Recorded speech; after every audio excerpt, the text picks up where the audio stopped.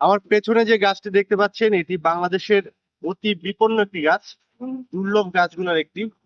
এই গাছের পাতা দেখতে হুবহু আম গাছের মতো, আম গাছের পাতার মতো, কিন্তু এই গাছটি হচ্ছে অতি দুর্লভ একটি গাছ। এটিকে বলা হয় সিভিট গাছ। আমরা আহ অনেকে হয়তো এটি প্রথম জানছি।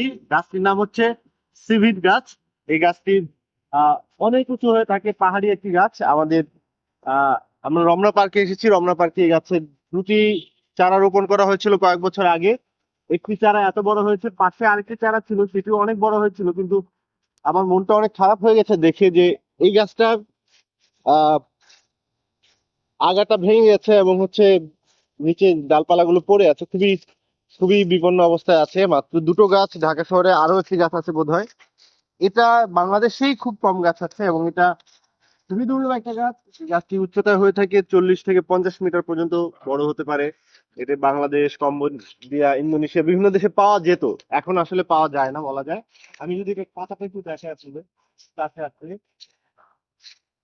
একদম হুবহু আম পাতার মতো মনে হবে যে এটা আম গাছই।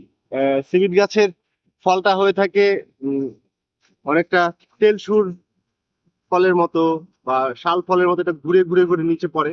দেখতে অনেক সুন্দর লাগে, অনেকে খেয়েও থাকে। অনেকে আম গাছ বলেও ভুল করতে পারে, কিন্তু এটা অনেক বড় হয় এবং এটা বেশটা ক্যানোপিটা বড় হয়ে থাকে, 7-8 মিটার, অনেক বড় হয়ে থাকে। এটি নিতান্ত একটি চারা গাছ বলা যায়। এবং এই গাছটি কিন্তু শাখা দেখা যাচ্ছে এখানে। আর ওই গাছটি তো ভেঙে গেছে। আমাদের উচিত এই গাছগুলো সংরক্ষণ করা। এগুলো আসলেই আমাদের নিজেদের নিজস্ব সম্পদ। এগুলাকে আমরা যত বেশি যত্ন নিব তত বেশি আমাদের পরিবেশ প্রকৃতি ভালো থাকবে। ধন্যবাদ সবাইকে।